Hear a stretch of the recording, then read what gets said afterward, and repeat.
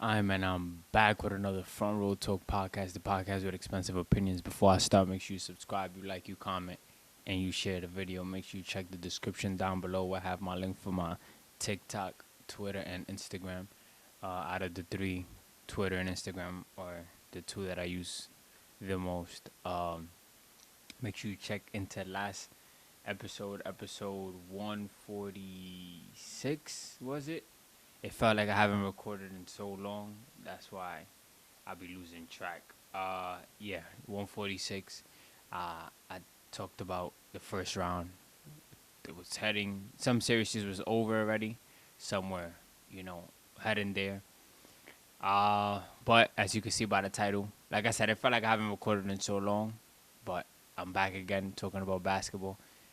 We have round two of the East and the West. We have four teams on each side. Four teams on each side. Total of 8 teams left. It's gonna be super duper interesting. So much has gone. That so much has happened, which is why I'm here to give my takes and some of them may sound funny since we're already probably be we're already 2 games into the series. Mouthful for my background, but we're already 2 games for certain series. So it may sound, like I'm going for that team because of what has happened, but I genuinely, have my picks because this is what I thought. Once I already knew who was gonna face who in the second round, but it wasn't the day for me to record. Hopefully you get what I'm trying to say. So, in the West we have the Nuggets versus the Oklahoma City Thunder, Denver Nuggets versus OKC, and we have the Warriors, Golden State Warriors against the Minnesota Timberwolves. Funny thing is today I'm recording Wednesday, May 7th. Yeah, you guys will see this by the 9th. But today the Thunder play. That first game was crazy. First of all, I did say Clippers would win that series. They got cooked. They lost control of that game. That was Saturday, I think the 3rd, if I'm not mistaken, of May. I did have Clippers in 7. Clippers lost. And I honestly think it's because of James Harden. I mean, it could have been for so much other things. I've watched the full first, second quarter and about half of the third quarter. Fourth quarter, I didn't even tune in. I just took the game away and was busy with something else. But yeah, Nuggets won. I mean, that's a series. That was a good series. It went to 7. I feel like Clippers could have definitely won. It's just Harden had 7, and they probably lacked in certain other areas. Now we have the Nuggets and the Thunder. Like I said, it's tricky because I did say that the Nuggets firing their head coach right before the playoffs start was gonna come back, and get to them. So that'll kind of make me lean more towards OKC, but then OKC is not a team with much experience or any experience for some of the guys on that roster. So it's like, they also like some stuff as well. For that game one, it seemed like Jokic was really out there for 40 minutes, and he was even trying to coaching some of his teammates throughout the game. He made sure, the whole Nuggets team made sure they kept it a 10-point game. In today's NBA, a 10-point game is not really much. Because the three is being, teams shoot the 3 ball a lot. And it's a fast-paced game, so they kept it a 10-point game the whole time, all the way till like the fourth quarter, and then it was coming down to like 8-6 points. Thunder would have went up like a good 9 points, 10 points, and then probably the last 3 minutes was when the Nuggets took total control. Shout out to Aaron Gordon, he made the game-winning shot, and it's crazy because the Thunder was shooting really good. I mean, and I know they normally already do that. I've seen it, but it's like, it kind of takes some life and some life out of you, quote unquote, and some confidence.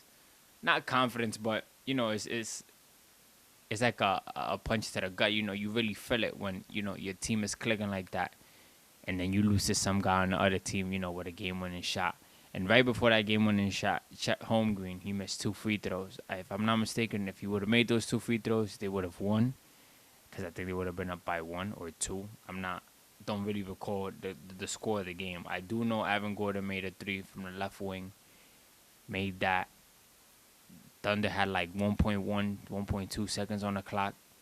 They shot from way before the half court line and missed, giving the Nuggets that first game. Um, and I know the Thunder felt that. You know, SGA didn't even really go to the line that much. He did have, he did make his shots and got to the basket.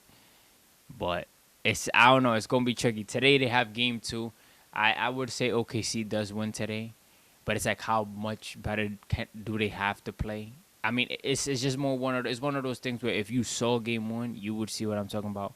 The way they was passing, moving the ball, defending, you know, shooting the 3.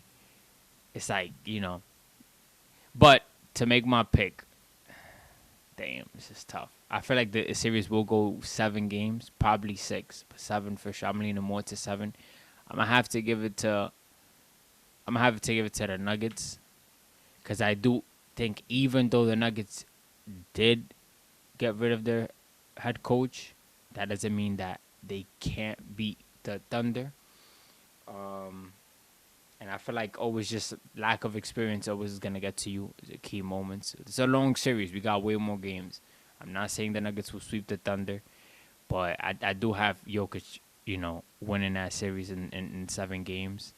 Tonight, OKC may tie it up 1-1, but I don't really want to go, specifics with it. I have Nuggets in 7. They may win in 6. So Golden State beat the Rockets in 7 games. I think last time I got on here, it was Game 6, and I said we would win. Game 6 came around, we lost. It was such a weird game. Game 7 came, we won. Steph had like 22, 23. He got most of his points in the fourth quarter. Made sure, the team won. Jimmy also played really good. And then yesterday, it was Game 1 of the series with the Timberwolves with Ant, Randall, Rudy Gobert, all of those guys. I saw that game, basically the whole game. Probably missed like 2-3 minutes out of the whole game. But I mean, the Warriors were clicking, and it's funny because I did have a feeling we would. Like I told my friends we were gonna win Game 1, even though we just came out of 7-game series. Sometimes, the good thing about not playing for a while or, getting a series overdone quick is that you get rest. Rest is super duper important. But it's like you may be a bit rusty coming back or cold, quote unquote, however you want to call it. And the thing is, like, if you go to a 7-game series, you don't have that much rest, but you've played basketball sooner than the other guys, whoever you're competing. So, the momentum is still there. I'm not gonna say you're more hungry, but you played basketball sooner than the other guys. I mean, it's logic, Sometimes that doesn't really go, all the way, and it's the rest of the team wins. But the results were Golden State won yesterday, and they won by, I think it was 99-88. Such a weird score. I was mostly surprised though that we held them under 100 points, but I also think it was one of those where Ant got hot late.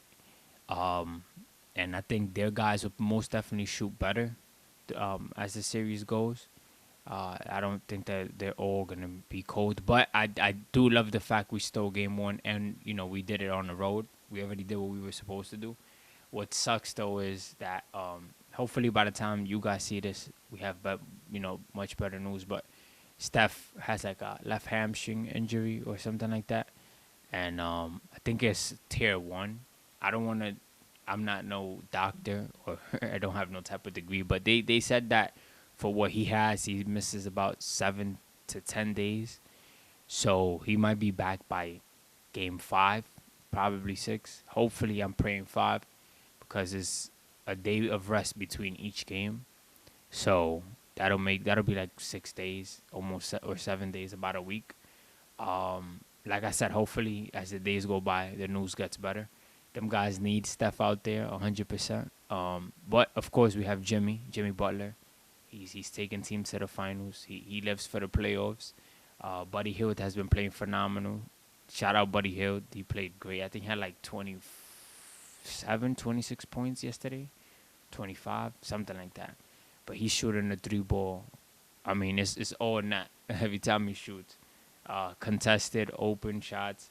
It did take him some time to get to get to where he's supposed to, where he's at right now, which is where he's supposed to be, which is why the Warriors picked him up. He's done it before elsewhere, and now he's doing it at the right time. If Buddy Hield, Jimmy Butler stay playing like that, and you got Draymond defending the way he does, and everybody else, Gary Payton, Moody, if he steps up, I mean, of course, it's logic for everybody. If all your role players step up, you definitely could compete with any team. We are missing our star player, though. Hopefully he gets back. But I'm not panicking yet. Or I don't think it's going to get there, hopefully. If the series ties 1-1, I'm fine with that. Game 3, if we split in Golden State as well, that's fine. Make it a 2-2 series. But for that Game 5, hopefully Steph is back. And, he could definitely make a difference, when he's on the court. I mean, we've seen it. He had 13 points. He easily could have ended with, 30-plus yesterday. But series is 1-0. I did say Warriors in 6 before the series start. I'm going to stand on that. I think that we will win in 6 games. And, yeah, probably get a bit more rest and see whoever we have to see, whether it's the Nuggets or Thunder. But I think Warriors in 6, we get it done. Warriors to the Western Conference Finals, and it's a team that's been there before. Of course, whichever team comes out on the other side of the bracket, it's going to be a great team. OKC is a great team. Nuggets is a great team. But we'll get to that whenever that happens. Now let's talk about the East. So with the East, let me start with the Knicks. Not my Knicks, but with the Knicks. I was going to say mine since I'm from New York, but I'm not going to act like I'm a Knicks fan. Knicks versus Boston. Did not watch Game 1, but they do play today.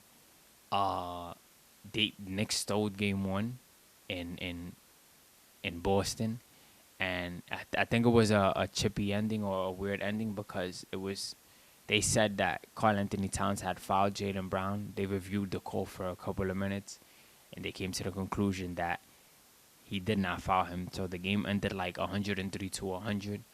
And, I mean, if Jaylen Brown gets those 3 free throws attempts, he might make all 3. He misses 1. Who knows? I don't know what would have happened.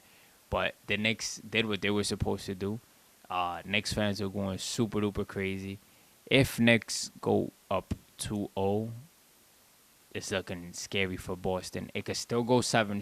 Boston is definitely a team to win, 2 games back to back. They have the lineup for that, the coaching staff and the players, everything, to be able to do it. But I think I got Boston winning today. Now the whole series, I feel like more than 50% of the people thinking Boston. And it's so funny because it was a fact. It was like all road teams for the first time in NBA history had won Game 1.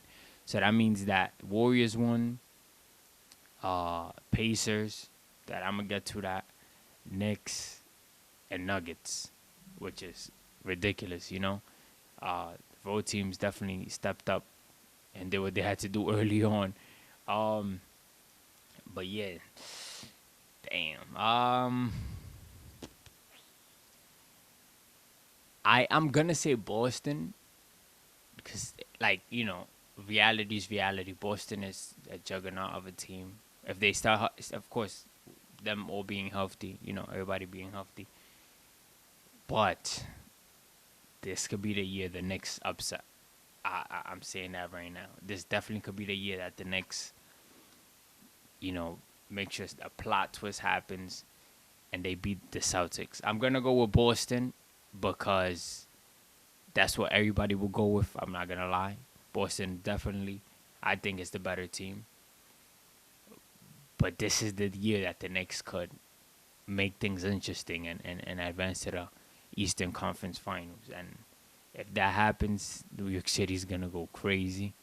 Um, but nah, I gotta say Boston and I'd say Boston in 7, but they can win in 6. It's more so like that. I feel the same way, same type of scenario with the Warriors series. Warriors could, no, I'm lying. With the Nuggets series, Nuggets could win in 7. Oh no, I said Nuggets in 7, but they could definitely win in 6. Boston in 7, but they could definitely get it done in 6. And I don't like doing the, oh yeah, I got this team, but because it makes it seem like I'm going for both. But I could just see, you know, Jalen Brunson he won Clutch Player of the Year if I'm not mistaken. Karl Anthony Towns, they got they got guys over there who are big and definitely could play defense. They got OG, Hart, Bridges. It's gonna be interesting. But nah, Boston's deeper of a team. I gotta go with Boston. Boston in 7. We'll see how that goes though. It's gonna be super duper interesting.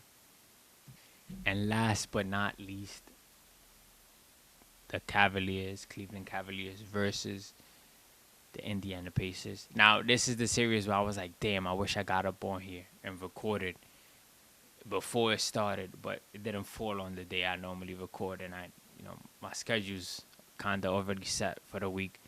But I genuinely told my friends, yo, Indiana could definitely beat the Cavs. Now, of course, Cavs have Garden, who's missing. They had 2 other players who were missing. I don't know right now who off the top of my head. But I knew that, the Pacers could definitely have a chance to, upset and beat the Cavs. I said that to my friends, if Halliburton becomes more of a scorer, they could win the series. But it seems like he doesn't even really have to worry about, scoring, and they can still get the job done. Oh, that's crazy. As I'm recording, Knicks are down 11 points to the Celtics, 24-13. It's the ending of the first quarter, but I'm just trying to see the stats for that first Pacers game. I mean, he had 22, but he had 13 assists. He was a plus 11 on the court, and then let me see. Game 2, he had 19 with 9 rebounds and 4 assists. So it's not like he's coming out here and dropping 35, 40, but it's just he could do it all low key. I mean, he could pass, he could rebound, he could score, he could defend. Probably not the best defender, but he could defend. He I don't think he's a cone. Feel me? So I don't think anybody could just get past him so quickly. I don't think he's the best defender though. But whatever. He's doing whatever he's supposed to do because they're up 2-0. They literally won both games away. All they got to do is win one at their house. And I don't think they'll lose both in Indiana. That will make them go up 3-1. And I think the series might be done, honestly. It's just looking scary for the Cavs. And that game-winning shot he hit yesterday, it was so crazy. I was with my cousins and my friends. And we was just there waiting to see if the shot went in. No, actually, it was Cavs were up a lot. And then we were like, damn, Cavs won or whatever. Not mad that we won, but, we always want to see a competitive game. We get home, they're down 4 or 6. And then all of a sudden they're down 2 or 3. And it's coming down to the last couple of seconds, literally. Get a rebound, I think. Give it a Halliburton. Halliburton dribble, step back, top of the key shot. Bang. And, they win the game. His celebration was a bit funny. But, I mean, I'll feel the same way if I'm going up 2-0 on the road, knowing that I could go to the Eastern Conference Finals, a step closer to the finals. But, of course, a game at a time. It's going to be interesting. Once I finish this video, I'm going to go and watch that next Celtics game. And I definitely got to watch that Nuggets OKC game. But I'm going to pick the Pacers in. I think the Pacers win in 6. I think the Pacers win in 6. I don't think that'll go 7. I don't know if anybody who was missing for the Cavs is coming back. I don't know how soon. I'm not, tuned into that. It could go 7 if the Pacers get, uh, uh, not discouraged, but too comfortable. But I think Pacers got it. They got it like right there. They just gotta win one at home. They can't lose both. Go up 3-1, and I think after that is GG's. That's really it. I will say these playoffs have been phenomenal, been really good. Um, and I'm not saying that just because my team is still in it, but all around it's been really, really good. We've been having close games. We've been having blowouts. We've had like 2 sweeps already, but that was first round stuff. I think it was kind of expected. No offense to whoever's a Miami Heat fan and a Grizzlies fan, but it is what it is. I'll be here next week, God willing. Probably most likely talking about the same thing. Music stuff is coming. Just give it to summertime is around the corner basically. So we'll definitely come back and talk about some music. But till further notice, it's basketball, basketball, basketball. I gotta go and see this game now. But yeah, that's really it for this video. Make sure you subscribe, you like, you comment, and you share. Check the description down below. Your boy Salcita is out.